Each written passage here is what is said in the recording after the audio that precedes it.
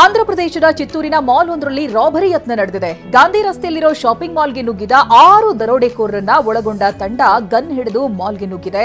Pushpa kids ವರ್ಲ್ಡ್ಗೆ ನುಗ್ಗಿದ ತಂಡಕ್ಕೆ ಮಾಲೀಕ ಪ್ರತಿರೋಧ ಒಡ್ಡಿದ್ದಾನೆ. ಆಗ ರಾಡ್ನಿಂದ ಮಾಲೀಕನ ಮೇಲೆ ದರೋಡೆಕೋರ ತಂಡ ಒಂದು ಹಲ್ಲೆ ನಡೆಸಿದೆ. ಆಂಧ್ರಪ್ರದೇಶದ ಚಿತ್ತೂರಿನ ಶಾಪಿಂಗ್ ಮಾಲ್ನಲ್ಲಿ ದರೋಡೆಕೋರನನ್ನ ಸೆರೆ ಬಡಿಯೋದಕ್ಕೆ ಪೊಲೀಸರು ಕಾರ್ಯಾಚರಣೆ ನಡೆಸ್ತಾ ಇದ್ದಾರೆ.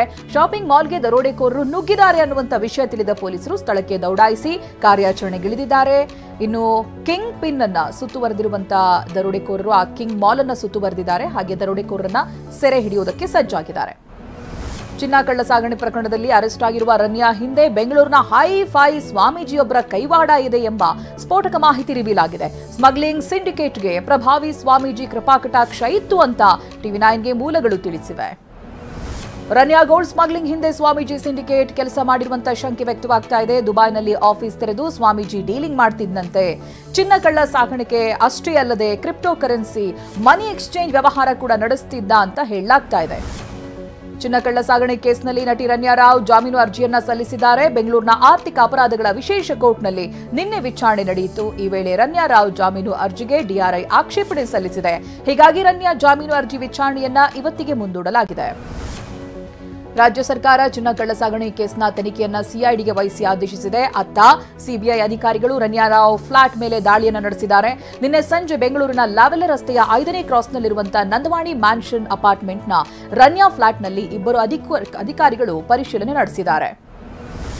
ನಟಿ ರನ್ಯಾ ಬೆನ್ನಲ್ಲೇ ಮತ್ತಿಬ್ಬರು ನಟಿಯರಿಗೆ ಸಿಸಿಬಿ ಶಾಕ್ ಕೊಟ್ಟಿದೆ. ಡ್ರಗ್ಸ್ ಕೇಸ್ಗೆ ಸಂಬಂಧಪಟ್ಟ ಹಾಗೆ ಇಬ್ಬರು ನಟಿಯರ ಮೇಲೆ ದಾಖಲಾಗಿದ್ದ ಎಫ್ಐಆರ್ ರದ್ದುಪಡಿಸಿದ್ದ ಹೈಕೋರ್ಟ್ ಆದೇಶ ಪ್ರಶ್ನಿಸಿ ಸುಪ್ರೀಂ ಕೋರ್ಟ್ಗೆ ಸಿಸಿಬಿ ಪೊಲೀಸರು ಅರ್ಜಿ ಸಲ್ಲಿಸಿದ್ದಾರೆ. ರೇಣುಕಾಸ್ವಾಮಿ ಮರ್ಡರ್ ಕೇಸ್ನಲ್ಲಿ ಜೈಲು ಪಾಲಾಗಿದ್ದ ದರ್ಶನ್ 10 ತಿಂಗಳ ಬಳಿಕ ಹೊರಬಂದಿದ್ದಾರೆ. ಮೈಸೂರಿನಲ್ಲಿ ಡೆವಿಲ್ ಶೂಟಿಂಗ್ನಲ್ಲಿದ್ದಾಗಲೇ ಬಂಧನವಾಗಿದ್ರು. ಕಾಟೇರ ಜೈಲು ಪಾಲಾಗ್ತಾ ಇದ್ದಂತೆ ಚಿತ್ರೀಕರಣಕ್ಕೆ ಬ್ರೇಕ್ ಬಿದ್ದಿತ್ತು. ಇದೀಗ ಪ್ಯಾಕಪ್ ಆಗಿದ್ದ ಜಾಗದಲ್ಲೇ ಮತ್ತೆ ಡೆವಿಲ್ ಶೂಟಿಂಗ್ ಪುನಾರಂಭ ಆಗ್ತಾ ಇದೆ. ಇಂದಿನಿಂದ ದಾಸ ಮತ್ತೆ ಬಣ್ಣ ಹಚ್ಚಲಿದ್ದಾರೆ. ಮೈಸೂರಿನಲ್ಲಿ ಡೆವಿಲ್ ಶೂಟಿಂಗ್ ಇಂದಿನಿಂದ ಮಾರ್ಚ್ 12 ಹಾಗೆ 15ರವರೆಗೆ ನಡೆಯುತ್ತೆ. ಸರ್ಕಾರಿ ಅತಿಥಿ ಗೃಹ ಲಲಿತ್ ಮಹಲ್ ಪ್ಯಾಲೇಸ್ನಲ್ಲಿ ಶೂಟಿಂಗ್ ನಡೆಸೋದಕ್ಕೆ ಪ್ಲಾನ್ ಮಾಡಿಕೊಳ್ಳಲಾಗಿದೆ. ಕಾನೂನು ಸುವ್ಯವಸ್ಥೆ ಡಿಸಿಪಿ ಮುತ್ತುರಾಜ್ ಚಿತ್ರೀಕರಣಕ್ಕೆ ಅನುಮತಿ ಕೊಟ್ಟಿದ್ದಾರೆ. ಡೆವಿಲ್ ಚಿತ್ರೀಕರಣದ ಶೂಟಿಂಗ್ ಪುನಾರಂಭಕ್ಕೂ ಮುನ್ನವೇ ಕೆಲವೊಂದು ಅಚ್ಚರಿ ಬೆಳವಣಿಗೆಗಳು ನಡೆದಿದೆ. ನಟ ದರ್ಶನ್ ತಮ್ಮ ಇನ್ಸ್ಟಾದಲ್ಲಿ ಈವರೆಗೆ 6 ಜನರನ್ನ ಫಾಲೋ ಮಾಡ್ತಾ ಇದ್ರು. ಆದ್ರೀಗ ಎಲ್ಲರನ್ನ ಅನ್ಫಾಲೋ ಮಾಡಿದ್ದಾರೆ. ಮದರ್ ಇಂಡಿಯಾ ಸುಮಲತಾ, ಅಭಿಷೇಕ್ ಅಂಬರೀಶ್, ಅಭಿಪತ್ನಿ ಅವಿವಾ ಹಾಗೆ ಡಿ ಕಂಪನಿಯನ್ನ ಅನ್ಫಾಲೋ ಮಾಡಿದ್ದಾರೆ. ಬೆಸ್ಟ್ ಆಕ್ಟಿಂಗ್ ಆಸ್ಕರ್ ಅವಾರ್ಡ್ ಯಾರಿಗೆ ಹೋಗುತ್ತೆ ಅಂದ್ರೆ ಅದು ಸತ್ಯವನ್ನ ತಿರುಚ್ತಾರೆ ಯಾರು ಅವ್ರಿಗೆ ಹೋಗುತ್ತೆ.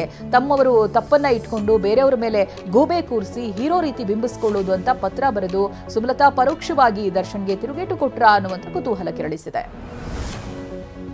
ಡೆವಿಲ್ ಸಿನಿಮಾದಲ್ಲಿ ದರ್ಶನ್ ಅಕ್ಕನ ಮಗ ಚಂದನ್ಗೆ ಅವಕಾಶ ಕೊಡಲಾಗಿತ್ತು. ಆದರೆ ಚಂದನ್ ಕಾಲಿಗೆ ಅಭಿಮಾನಿಯೊಬ್ಬರು ಬಿದ್ದಿದ್ರಿಂದ ದರ್ಶನ್ ಬೇಸರಗೊಂಡಿದ್ದಾರೆ. ಚಂದನ್ ಹಾಗೆ ವಿನೀಶ್ಗೆ ಈ ರೀತಿಯಾಗಿ ಮಾಡೋದ್ರಿಂದ ನನಗೆ ಹತ್ತಿರವಾಗುವ ಆಲೋಚನೆ ಇದ್ರೆ ಅದನ್ನ ತೆಗೆದುಹಾಕಿ ಅಂತ ಪೋಸ್ಟ್ ಮಾಡಿದ್ದಾರೆ.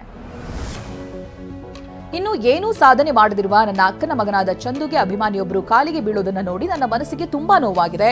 ಆದ್ರಿಂದ ಡೆವಿಲ್ ಚಿತ್ರದಲ್ಲಿ ವಿಶೇಷ ಪಾತ್ರದಲ್ಲಿ ನಟಿಸಬೇಕಿದ್ದ ಚಂದುನನ್ನ ಈ ಚಿತ್ರದಿಂದ ಹೊರಗಿಡಲಾಗಿದೆ ಅಂತ ದರ್ಶನ್ ಬರೆದುಕೊಂಡಿದ್ದಾರೆ. ಟೀಂ ಇಂಡಿಯಾದ ವಿಕೆಟ್ ಕೀಪರ್ ರಿಷಬ್ ಪಂತ್ ಸಹೋದರಿ ಸಾಕ್ಷಿ ಮದುವೆ ಅದ್ದೂರಿಯಾಗಿ ಜರುಗುತ್ತಿದೆ. ಈ ವಿವಾಹ ಮಹೋತ್ಸವದಲ್ಲಿ ಮಾಜಿ ಕೂಲ್ ಕ್ಯಾಪ್ಟನ್ ಮಹೇಂದ್ರ ಸಿಂಗ್ ಧೋನಿ ಭಾಗಿಯಾಗಿದ್ರು. ಧೋನಿಗೆ ಪತ್ನಿ ಸಾಕ್ಷಿ ಕೂಡ ಸಾಥ್ ನೀಡಿದ್ರು.